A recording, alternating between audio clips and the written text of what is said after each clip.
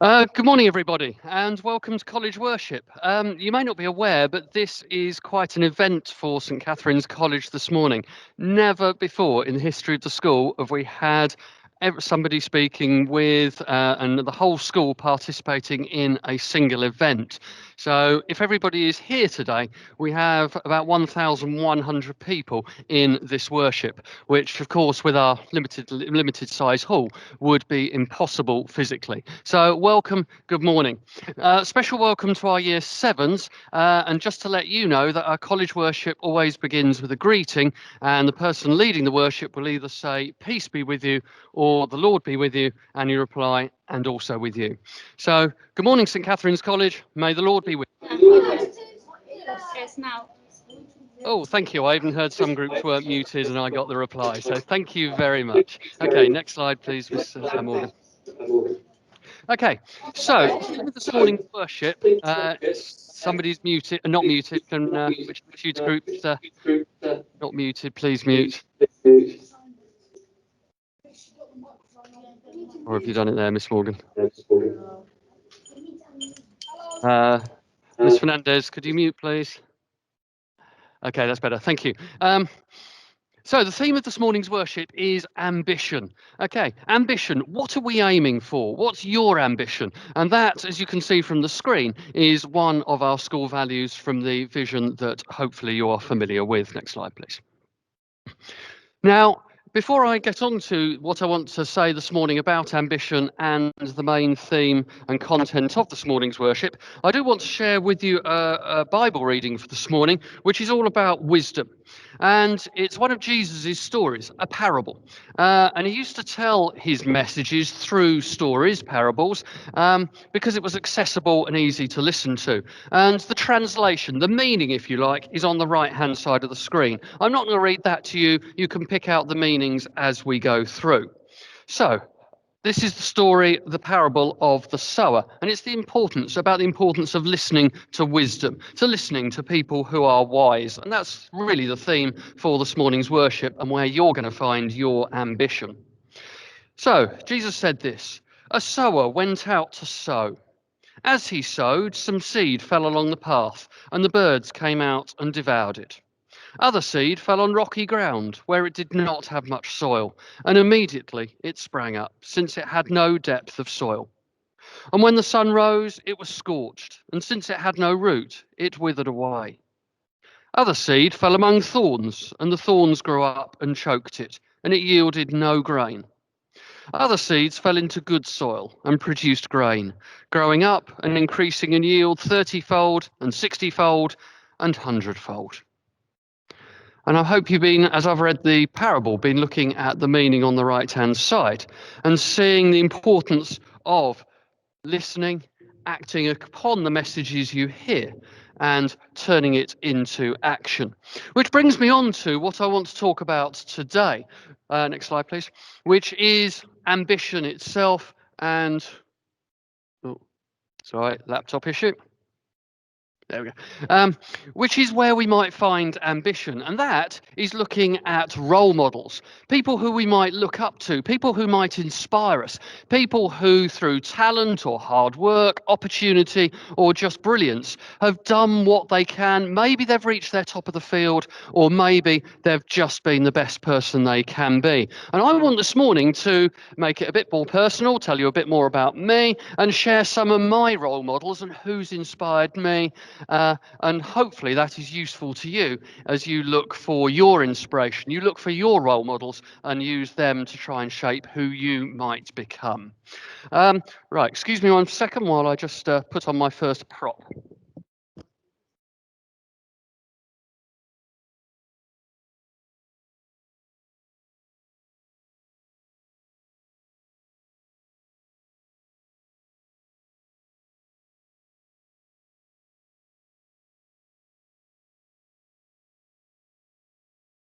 Okay. I love running. And this first prop for this morning's worship is my club T-shirt, and I've always been a runner. And back when I was in school and university, and back in my 20s, when I was a lot younger than I am now, I was a 400-meter runner, and I was inspired by these three athletes that you can see on the screen. On the left-hand side is Chris Akabusi. He's got a really interesting backstory. He was born to Nigerian parents in London, and for reasons I'm not too sure, his parents had to go back to their home country, Nigeria, and Chris was brought up in foster care in London. And that, back in the 1970s, would have been quite a tough upbringing. London schools were difficult. There was not much opportunity. He would have suffered a lot of prejudice, probably racism too. But anyway, he completed school. Foster care was good for him, and he ended up joining the army. And it was there that his athletic ability was discovered.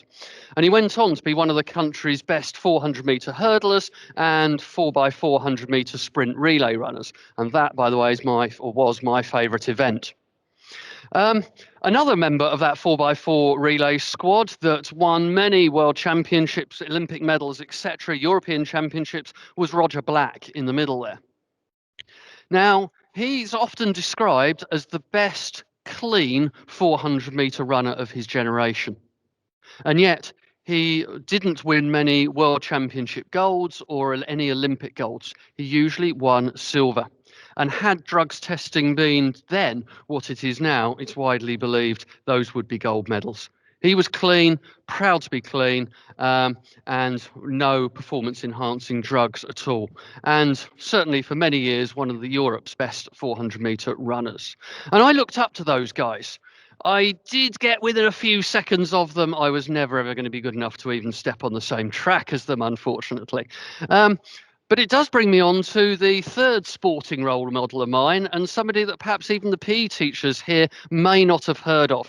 But this is one of England's javelin throwers from, I think, the 1978 or 1982. No, it would have been 1978 Commonwealth Games. And 4 years later, he was my PE teacher. And there's a bit of an amusing story about that one, because we said, "Oh, go on then, sir, show us how to throw a javelin." So he said, "Yeah, all right." So he picked up our javelin. I think he either underestimated the length of the field we were on, or the lighter weight of an 11 to 13 age javelin rather than the full adult one. So he launched this javelin and then went pale white as this spear flew out the end of the field and into a woodland where there was a public footpath well used by dog walkers. You've never seen so many an 11 and 12-year-olds sprint so fast down to the end of the school field, over the fence with Mr. de Kramer's permission, and go and try and make sure he hadn't murdered anybody. Luckily, we did find the javelin harmlessly impaled in a tree. Next slide, please, miss. Something you near certainly don't know about me is that I used to be a trumpet player, and there is my trumpet. That has performed in many of the concert halls in Britain, and I used to be quite good on it. I'm not even going to attempt to blow a note today. But when I was your age, I used to spend hours playing and performing that. And here was one of my role models on the left, probably the best trumpeter of when I was your age, a guy called Wynton Marsalis. I've got off him a bit these days because he's switched to jazz, and I can't stand jazz. I'm a classical musician. But the lady on the right, Alison Balsam, is probably, I would say, the world's best trumpeter at the moment. I always struggled with this. I found it hard work. I had to practice for hours. I don't think I was natural. It's probably just as well I don't play it now. But Alison Balsam just makes it sound sickeningly easy, and I'm actually quite jealous of her. But neither of those guys have got where they are today without hours and hours of practice. If you want to be good on something, you've really, really got to put in the hard work. And maybe, even if I did put in those hours of practice, I'd never be as good as them. But I can recognise their talent. Next slide, please, miss.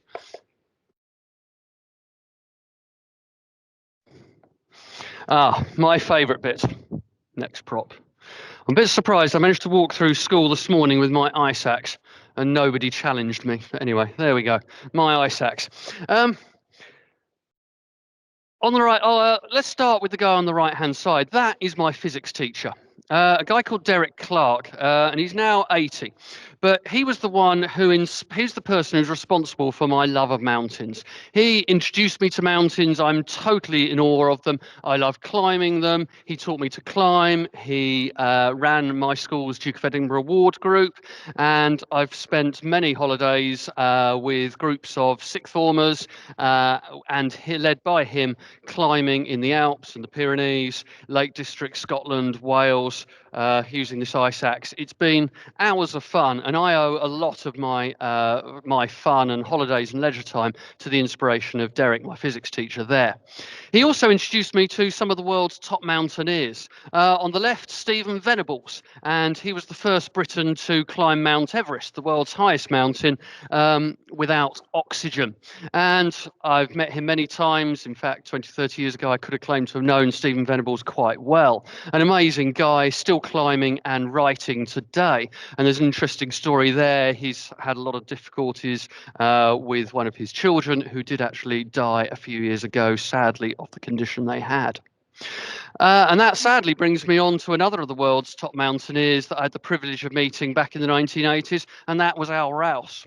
One of the world's best climbers. He was amazing. He would look not to just reach the top, but take the most technical route up. He would pioneer many challenges that most people thought was impossible. To Al, there was no such thing as impossible. Everything was worth a go. Every challenge was worth rising to. And I found that quite inspirational.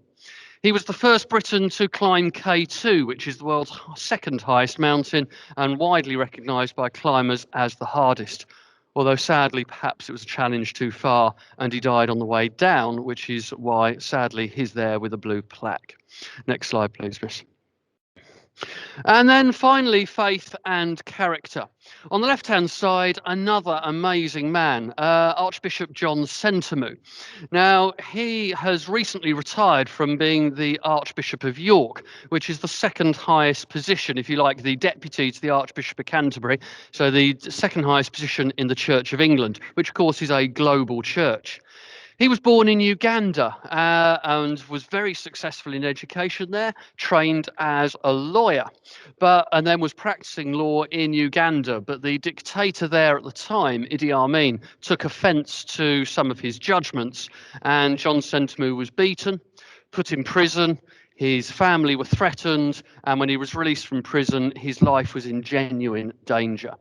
So he fled to Britain as a refugee, trained in the church and became a vicar, and as I said, rose to the top within the Church of England. A very inspirational character, again, with a tough backstory. But perhaps the biggest role model of mine, I haven't actually got a picture of. I did bring a picture by him, but unfortunately with the lighting, I can't actually show you.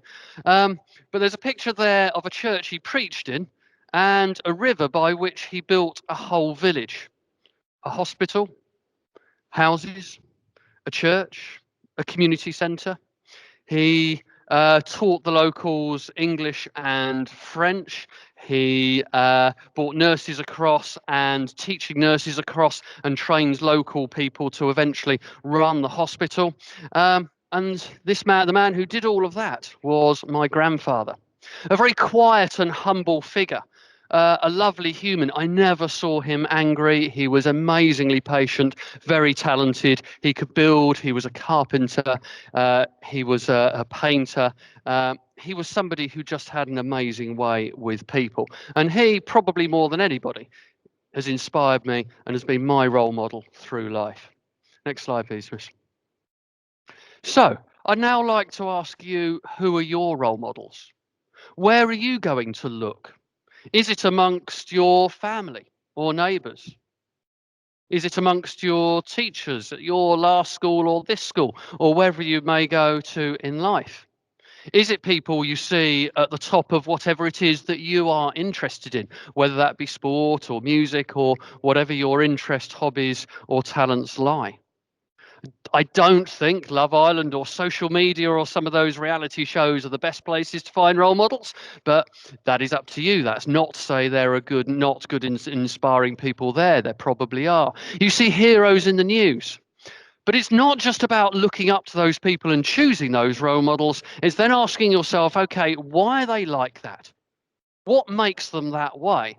And how can I learn some of those characteristics? Whether it be the patience of my backstory of my grandfather, whether it's that tough backstory and adversity of Chris Akabusi or John Sentamu, whether it's the rising to any challenge like Stephen Venables or Al Rouse, or whether it's giving others, sharing your talents with others and leading others and inspiring others, like my teachers Derek Clark and Peter de Kramer.